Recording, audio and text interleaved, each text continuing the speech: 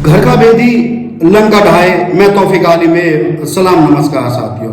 आज हम बात करेंगे सिद्धू मूसेवाले मर्डर की। वो सिद्धू मूसेवाला जो किसी की पहचान का मोहताज नहीं था, लेकिन जो इसका मर्डर हुआ, जो मेरी थिंकिंग है, जो मेरी सोच है, उसमें कहीं ना कहीं अपनों का भी हाथ रहा। सिद्धू मूसेवाला एक बहुत बड़ी पहचान था, और जब कोई गरीब परिवार से निकलकर ऊंचाइयों को छूने की बात करे, फर्श से जो अर्श पे जाए, तो उसके दुश्मन भी इतने हजारों हो जाते हैं कि मैं आपसे क्या कहूं। हम मुद्दे पे आते हैं।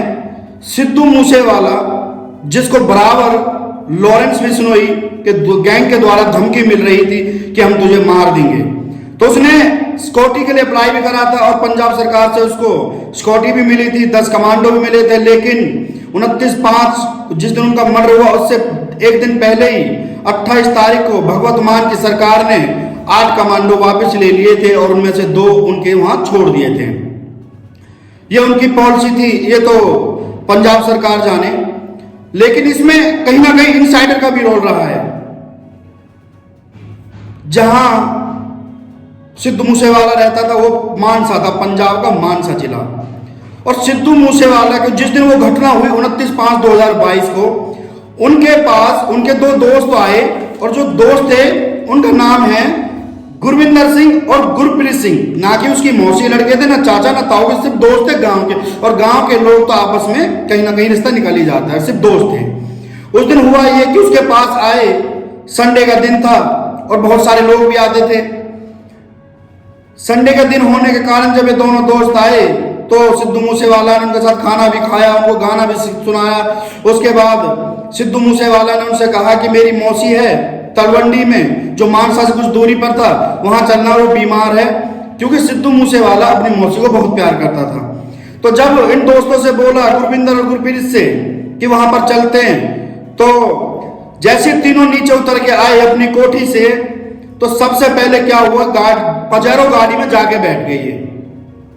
जब देखा कि पजेरो गाड़ी तो पंचर है, तो उसके बाद क्या हुआ, सिद्धू मूसेवाला ने बोला फॉर्च्यूनर से चलते हैं। जब फॉर्च्यूनर के पास पहुंचे, तो फॉर्च्यूनर की जो चाबी थी वो गायब थी। सिद्धू मूसेवाला ने बोला कि मुझे पता ही नहीं है चाबी कहां पर है, और जबकि वो दोस्त उसके साथ ही रहते थे।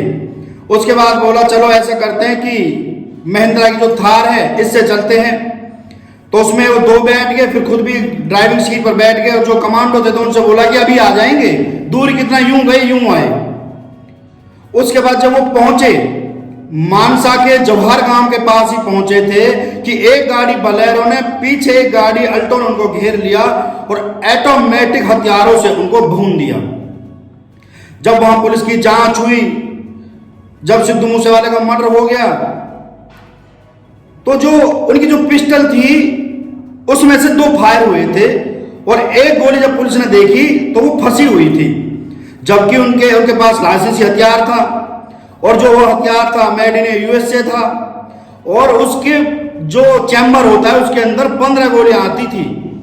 जब भी कहीं सिद्धू मूसेवाला जाता था, तो उसका बाप भी चेक करता था, खुद भी चेक करता था कि कहीं बेटा भूल तो नहीं गया, कि इसमें गोलियां कम तो नहीं है। उस दिन सिर्फ 3 गोलियां थी, 2 गोलियां ही चली और 1 गोली उसमें रह गई। लेकिन सोचना यह है कि जब गोली अगर सिद्धू मूसेवाले के हाथ से चलती, तो पिस्टल अगर गिरती तो उसके आसपास गिरती, उसकी सीट पर गिरती, उसकी स्टीयरिंग के नीचे गिरती। जो गोलियां चली, उसके जो खाली खोखे थे वो उसके पास गिरते, लेकिन वो खोखे उसकी जो साइड में जो कंडक्ट सीट पर उसका दोस्त बैठा था, उसके पास पड़े हुए थे। पिस्टल उसके आगे पड़ी हुई थी। और देखो, सिद्धू मूसेवाला मर गया, लेकिन जो उसके 2 दोस्त हैं, हमें खुशी है कि वो बच गए। लेकिन कहीं ना कहीं शक का संदेह पैदा होता है कि सिद्धू मूसेवाले के मर्डर में इनसाइडर का भी रोल है। मैं किसी दोस्त का नाम नहीं ले रहा हूं। एक ये भी है कि रास्ते की कौन मुखबरिया दे रहा था, कौन बराबर बता रहा था कि सिद्धू मूसेवाला स्टीयरिंग सीट पर बैठा है, वो भी बिना पगड़ी के, जबकि सिद्धू मूसेवाला कभी बिना पगड़ी के जाता नहीं था। लेकिन कोई ना कोई तो था जो बता रहा था कि हम इस रोड से निकले, हम तलवंडी पहुंचने वाले, हम जवाहर के गांव में हैं। तो जो मुखबर थे वो भी आजू बाजू में कहीं ना कहीं सेंध लगाए बैठे थे, अपनों ने ही ये मर्डर करवाया है। सिद्धू मूसेवाला बच गया। जिस तरह से वो फायर हुई, सिर्फ उसमें सिद्धू मूसेवाले का ही मर्डर हुआ, बाकी उनके जो 2 दोस्त थे वो सही सलामत बच गए। जो आगे बैठा था उसकी कोहनी पर ही गोली लगी है, और जो जिन हथियारों से उनके ऊपर हमला किया वो भी रशियन जर्मनी के हथियार थे। उनको पहले सीक्रेट स्पेशल ट्रेनिंग भी ली हुई थी, कहीं ना कहीं कुछ था। इसके बाद शाहरुख यमुना पार दिल्ली जो हाशिम बाबा की गैंग का था, उसको भी एक बार इसकी सुपारी दी गई थी, लेकिन उसने वहां 5-6 मुखबरी करने के बाद उसने कहा कि सुरक्षा ज्यादा है, मारना बहुत मुश्किल होगा, तो वो पीछे हट गया था। लेकिन मानसा गांव से तलवंडी के बीच 15 किलोमीटर रास्ता रहा होगा। घर से लेके जवाहर गांव तक पूरी रैकी किसने की? एक दोस्त लगातार थार के अंदर बात भी कर रहा था। वो किससे बात कर रहा था ये तो पुलिस का विशेष जांच होगी, ये पुलिस के अधिकार में है कि वो क्या करे। अभी उनसे थोड़ी बहुत पूछताछ करके छोड़ दिया, सिलसिलावार से उनसे कोई पूछताछ नहीं की गई है। अगर पूछताछ की जाएगी शायद अपनों का ही हाथ निकलेगा।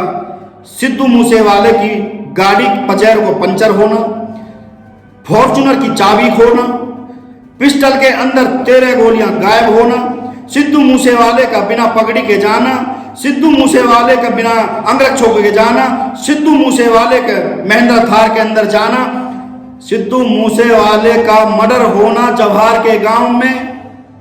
किसी ने तो ये खबर पहुंचाई है। मुखबर तो मुखबर होता है, वो किसी का सगा नहीं होता है।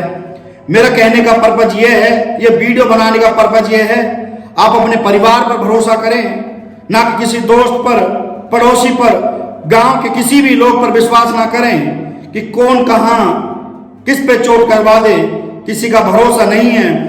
उदाहरण के तौर पर सिद्धू मूसेवाला।